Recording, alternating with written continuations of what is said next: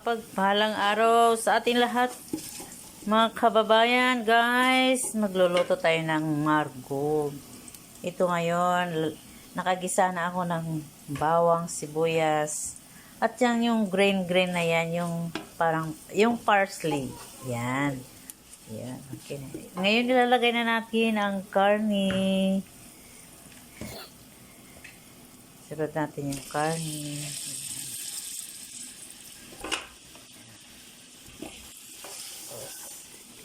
Sige.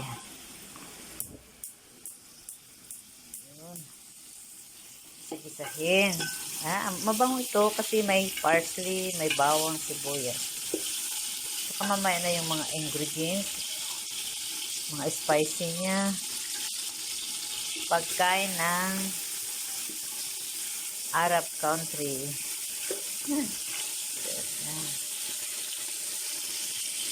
Dito kayo niluto sa pressure cooker kasi para mabilis maluto yung karne.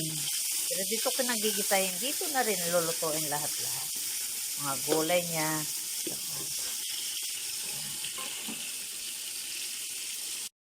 Ngayon, ito na naman. Nag-slice tayo ng kamatis. I-blender natin at ito'y halo mamaya sa karne. I-blender natin. Blender ito.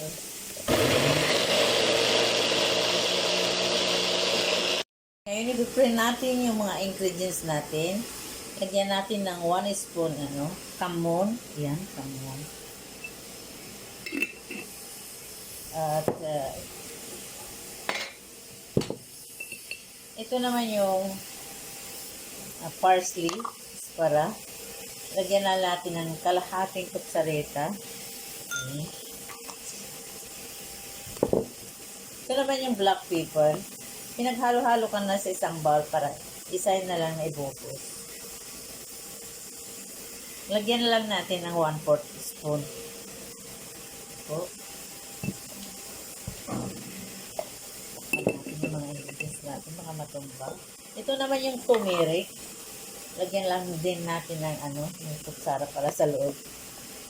Ng 1/4 spoon. Ayan. Ito naman yung paprika. Paprika. Nahalo-halo ko na lahat.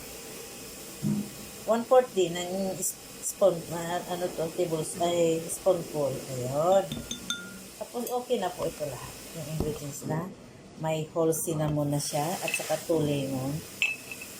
Ayan. Tapos ito na. Lagay na natin. Ayan. Medyo okay na yung kulay. Pwede na ito lagyan ng tubig para takpan. Nilagay ko na dito lahat yung ingredients na yung mga powder.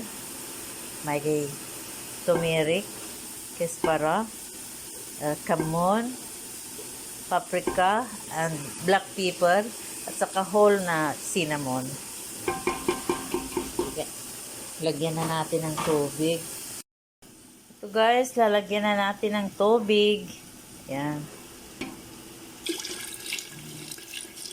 Lagyan natin ng katamtaman kasi pa yan na yung karne.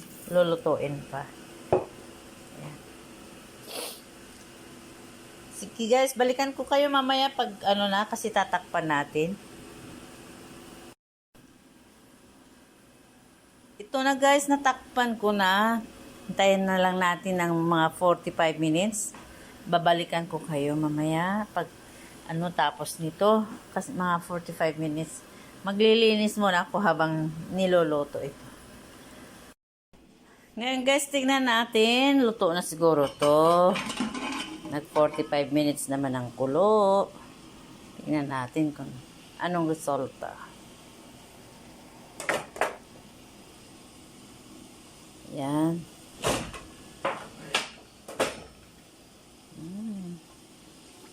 Yummy. Luto ng karne natin. Lalagay na natin yung gulay.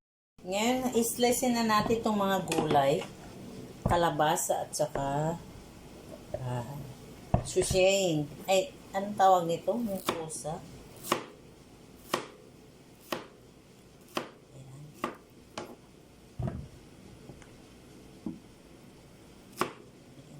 Ganito.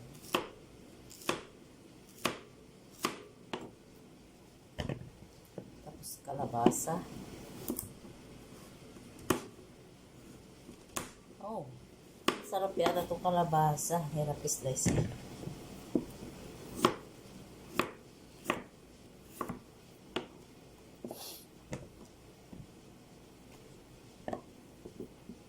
Hindi na tayo guys nag-gloves. Malinis naman yung kamay.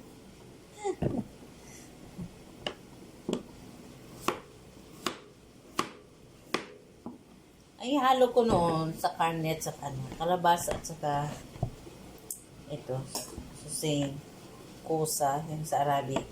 Tapos, lagyan ko ng beans. Ngayon, alisin ko muna yung karne sa kaserol. Lagay na natin itong mga gulay. Nalagay ko na yung beans. Nauna na. Sunod natin yung kalabasa at saka kusa, susing. Ayan. Ayan. Bukas na natin guys para mabilis. Ayun.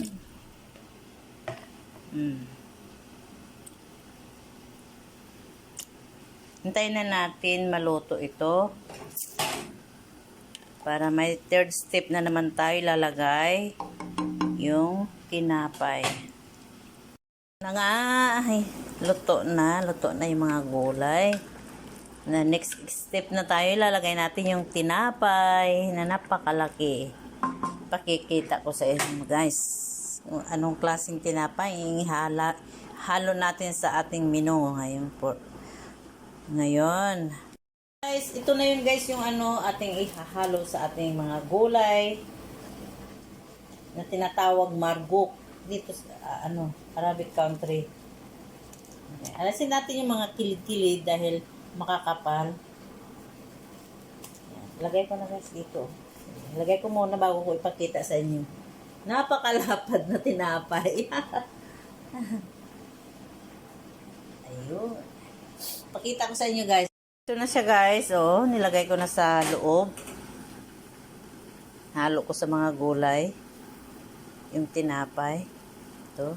Tignan niyo yung mga gulay na yan. Pero itakip natin. Tsaka takpan para yung tinapay maluto. Papakita ko mamaya ang resulta guys. Ayun guys, medyo luto na yung first na ating nilagay na tinapay. Ando na rin yung dalawang black lemon natin. Ito, inahaluan talaga yan ng black lemon para mabango at medyo maasim konti. Lagyan na natin itong isa.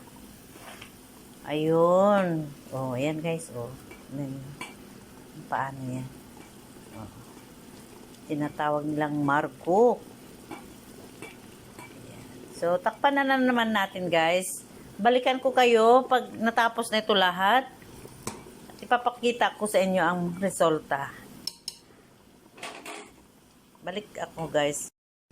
So, ito na guys. Luto na siya. Tignan nyo. Ayan. Vegetables. At saka yung tinapay na nilagay ko.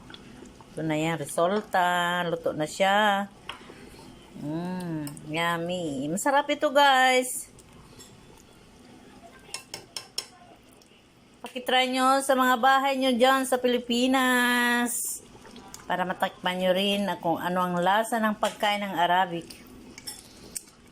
So guys, hanggang dito na lang at luto na itong niluluto ko.